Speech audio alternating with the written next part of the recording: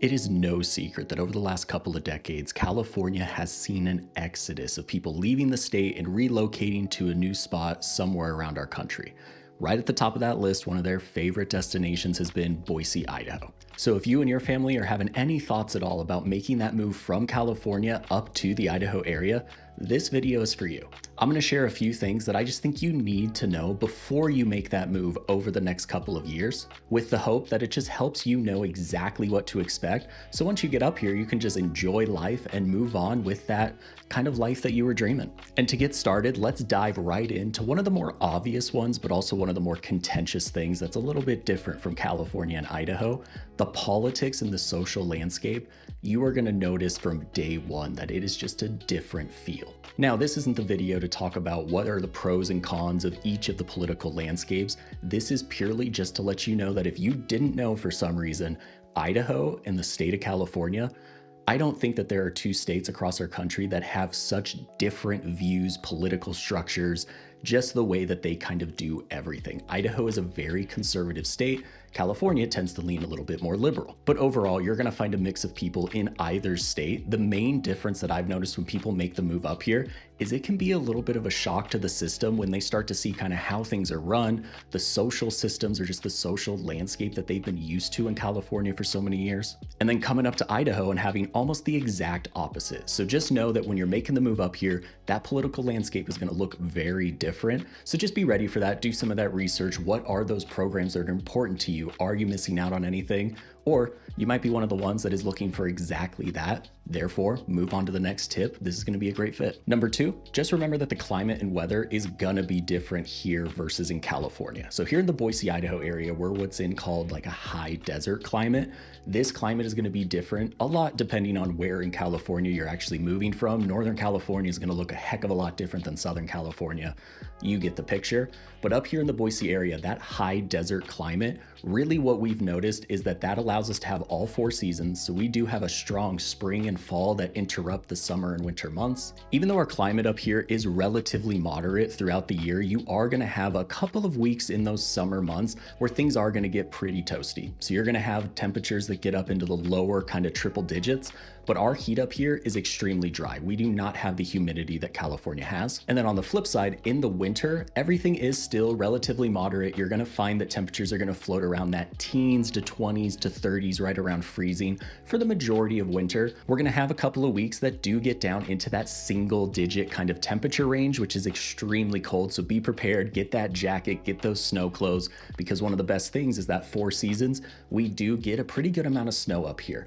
On the northern edge of our valley, so Star, Eagle, Middleton, Boise, you're going to find that you're just going to get more snow than some of the southern parts of our valley, more of the South, Nampa, Cuna. They still get snow, but a lot of times when a storm up here hits us over in Eagle, we might get 5 to 6 inches.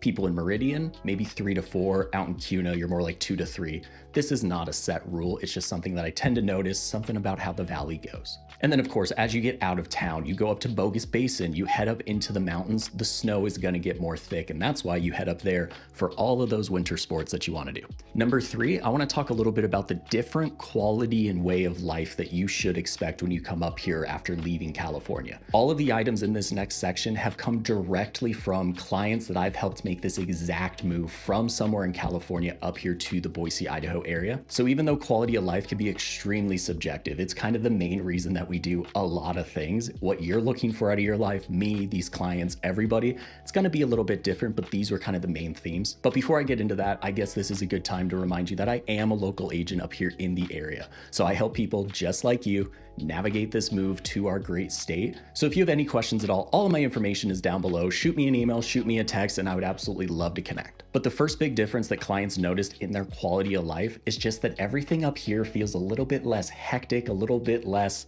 hustle and bustle of the city, and overall it's just less congested. You don't have as many people up here.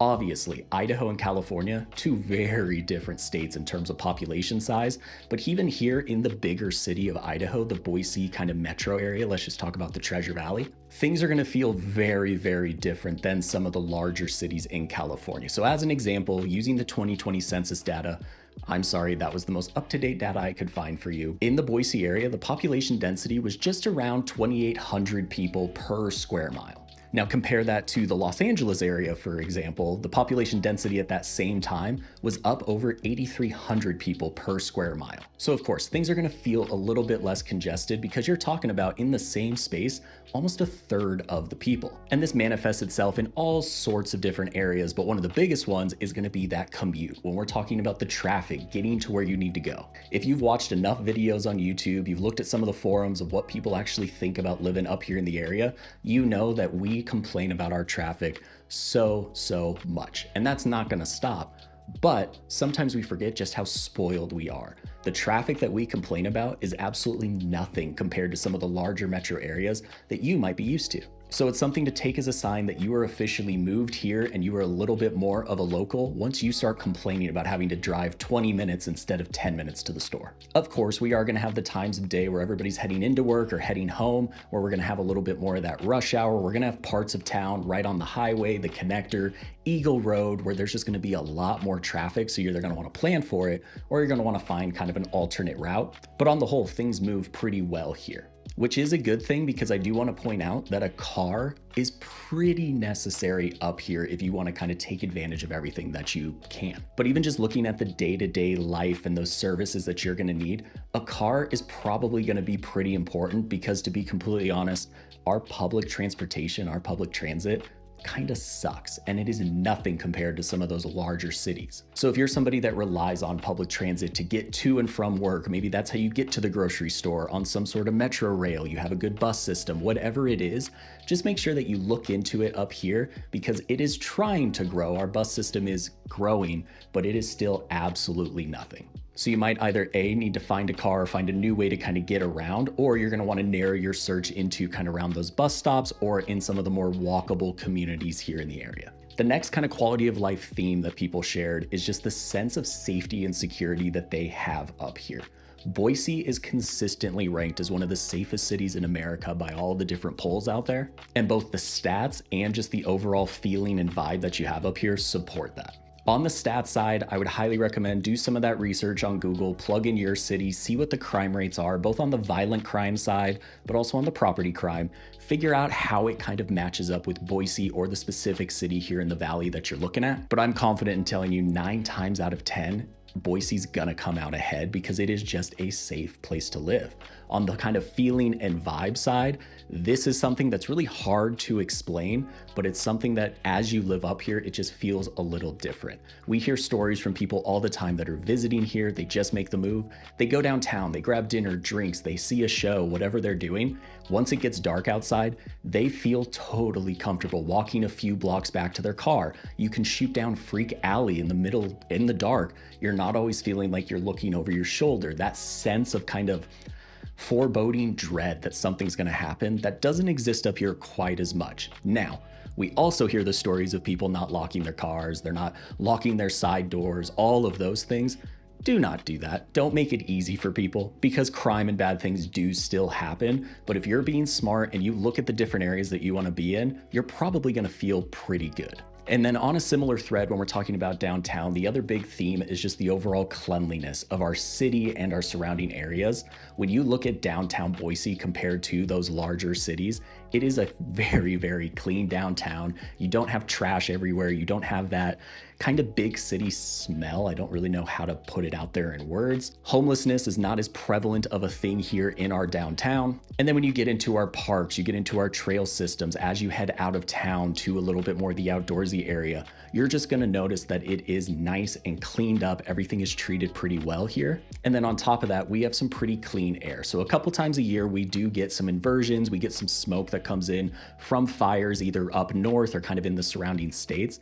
But on the whole, the air up here, even in our valley, in our downtown, is pretty clean compared to what you might be used to if you're coming from a city that has any of that smog, etc. And then of course, if you escape out of town into the mountains, but this is probably the same anywhere that you go, if you get far enough away from civilization, you're gonna find some pretty crisp and clean air up there. But anyways, overall, the quality of life up here, there are a lot of distinct differences that really just draw people in. So as you're thinking about what's important to you, just start to think about, okay, where am I actually gonna have that better life? That's kind of the underlying cause of everybody's move. The fourth thing that I do want to spend a little bit of time talking about, though, is one of the most popular reasons why Boise kind of shot up those lists on where people wanted to move over the last 10 to 15 years, and it's just the cost of living. When we're comparing to a lot of the cities throughout California, Boise is still extremely affordable when we're looking at it relative to where you're coming from. Of course, our cost of living has risen a lot over the last few years, but that is not unique to Boise. That's kind of what's going on in our entire country.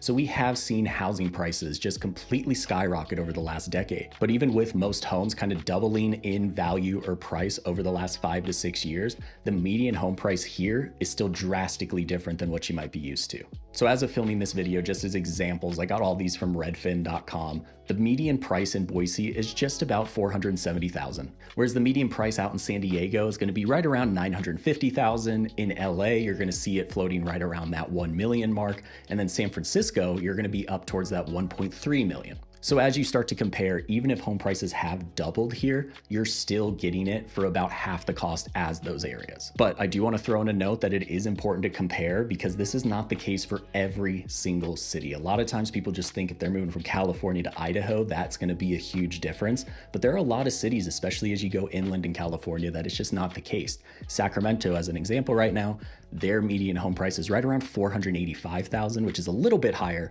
but now we're talking $10,000 to $15,000 of a difference. But what these home price differences really mean for you is you can just figure out a way to lower those monthly expenses. You can get some more space for your money if you're looking at kind of the same housing price in both areas. And then as you're looking forward to those future generations, your kids, your grandkids, the opportunity for them to get into a home up here is still much, much more possible than some of the other areas. Outside of homes, you're also going to just find that most of the general living expenses are going to be lower out here. Our groceries, our utility bills, just those services that you're going to use on a day-to-day basis, they're typically going to be just a little bit less. And then a big difference is going to be in lower taxes. You're especially going to see this in the income tax on the state side. Idaho has a flat income tax of right around 5.8% as of filming this video. This difference is going to come out because in California, they have a progressive kind of rate tax system. So as your income goes up, that income tax rate is going to start to go up as you get into different brackets as your income kind of grows. So if you're in that high income rate, in Idaho, your income tax is just 5.8%. It does not matter how much you make.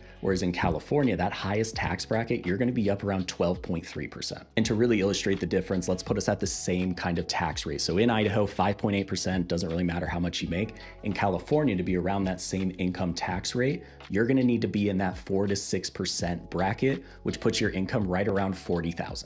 So that first $40,000 of your income will get taxed just a little bit less, but once you get over that, everything starts to get taxed more. And then property taxes, once you buy that home and you kind of figure out where you want to be, they are much, much less than in California. Our property taxes here, depending on which city you end up in, you could be looking at 0.4% up to around 1%. And this is before kind of the assessed value. You have a homeowner's exemption. Our property taxes up here are pretty competitive. There have not been many places where I've seen us have more expensive property taxes then. Of course, I know there are all sorts of different small bills and kind of figuring out how to ease the property tax burden in both states. I know California kind of put a cap on how much it could grow per year.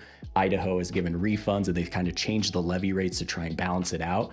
Home prices, when they go up, your home value is going up, so your taxes are going to go up. That's just kind of the name of the game. But when we're looking at the actual percentage, things are going to be competitive. And then a super small thing, but here in Idaho, the state will actually give you a grocery kind of sales tax credit. So at the end of the year, they'll reimburse you for some of that sales tax. As I was doing some of the research, I think it's around $120 a year. So not a huge thing, but again, they're trying to ease that burden. With all of these tax things, consult a CPA. Not an expert here. That's just kind of the rough information that I wanted to pass along. But there you have it. Boise has a lot of good things that would absolutely convince people to move from California up here for all sorts of different reasons. But as you're starting to make that look, figure out what's important to you, figure out which place starts to come out on top because there are pros and cons to every single place. If you have any questions at all about your specific situation, kind of what you're looking for, all of my information is down below. I'd absolutely love to chat. And then if you made it this far in the video, thank you so much for watching. Obviously, it wasn't the worst video you ever watched. So hit that subscribe button down below. That way you were the first to know everything you need to know about living up here in the Boise, Idaho area. But until then, watch one of these videos that's popping up and I'll see you all on the next one.